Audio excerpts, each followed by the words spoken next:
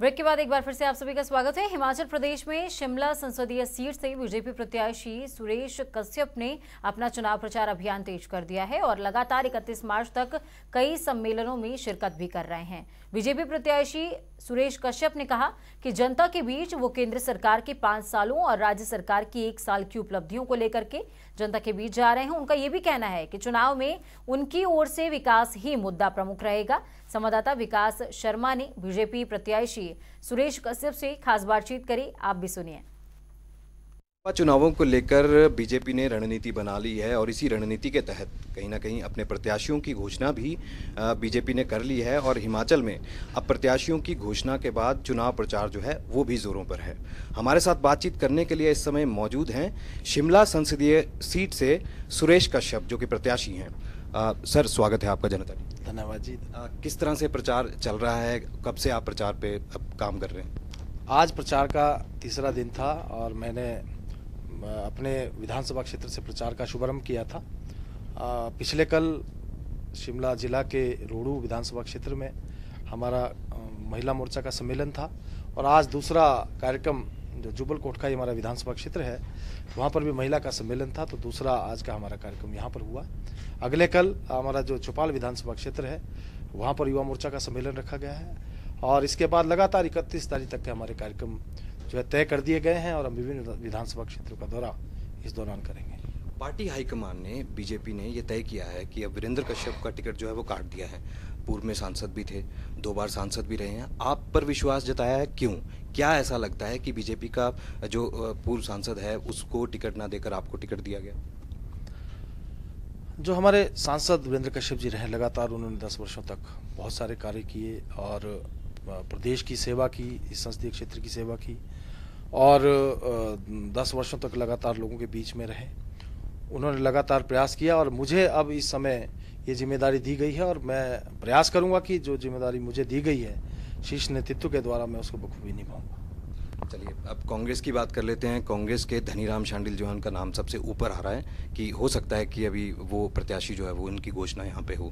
अगर प्रत्याशी वो रहते हैं, कितना कड़ा मुकाबला मानते हैं? क्योंकि आप दोनों ही एक्स सर्विसमैन हैं, आप भी आर्मी में थे, वो भी थे, तो ऐसे में सॉफ्ट स्पोकन भी आप दोनों हैं, जनता के बीच में ज़मीन से जुड़े आप लोग नेता हैं, तो ऐसे में कितना कड़ा मुकाबला आप मानते हैं?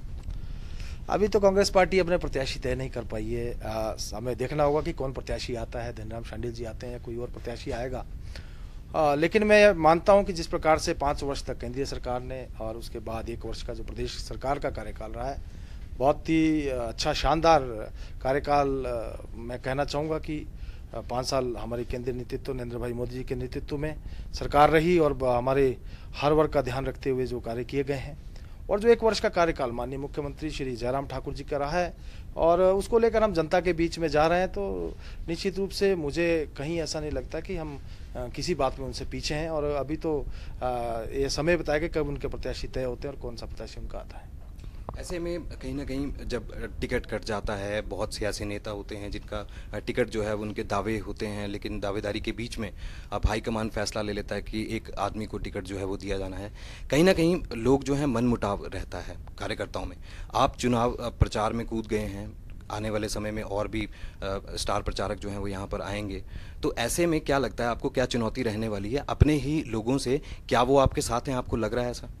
हाँ, वीरेंद्र कश्यप जी सांसद हमारे हैं और मैं क्योंकि दूसरी बार विधायक बना हूँ, लेकिन मुझे विधायक बनाने में उनका एक अहम रोल रहा है और आज भी उनका आशीर्वाद हमारे साथ हैं और लगातार जो है वो इस सीट को जिताने के लिए और नरेंद्र भाई मोदी जी को देश का प्रधानमंत्री बनाने के लिए कार्य कर रहे हैं और आगे भी कार्य करते रहेंगे और निश्चित रूप से सभी लोगों के आशीर्वाद से सीट इस बार जो है भारतीय जनता पार्टी जीतेगी। दावेदार और भी थे सर, वीरेंद्र कश्यप की ही बात नहीं कर रहे हैं, इसके अलावा एचएन कश्यप थे, उनकी भी दावेदारी थी। कि मैं ये कह रहा हूँ कि क्या इस तरह के जो दावेदारी कर रहे थे, क्या उनसे कोई ऐसा लगता है आपको कि कहीं ना कहीं अब डर लगेगा या वो साथ में हैं? किस तरह से आपको लग रहा है, क्या एकजुटता किस तरह से बन पाएगी? सभी लोग साथ मिलकर चल रहे हैं और सभी लोग काम कर रहे हैं और आने वाले समय में भी सब लोग साथ मिलकर चलेंगे और निश्चित रूप से भारतीय जनता पार्टी का प्रत्याशी यहाँ से जीतेगा। सब लोगों के आशीर्वाद से, सब लोगों के प्रयासों से इस सीट को हम जीतेंगे, ऐसा मुझे पूर्ण विश्वास है। जीत के लिए आपको क्या लगता है कि आपको क्या करना होगा?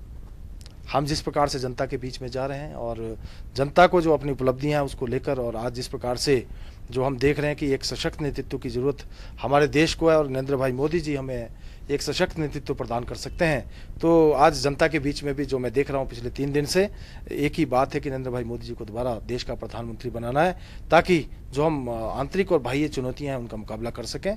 तो मुझे पूर्ण विश्वास है कि इस चुनाव में भारतीय जनता पार्टी न केवल शिमला संसदीय क्षेत्र अपितु चारों की चारों सीटें जीतने वाली है और नरेंद्र भाई मोदी जी दोबारा देश के प्रधानमंत्री बने। हिमाचल में मुद्दे क्या रहने वाले हैं, क्योंकि अभी हाल ही में राहुल गांधी का एक बयान आया कि 72,000 रुपये जो है वो सालाना लोगों को दिए जाएंगे। किस तरह से आप देखते हैं, कितना बड़ा चैलेंज होगा आपके लिए?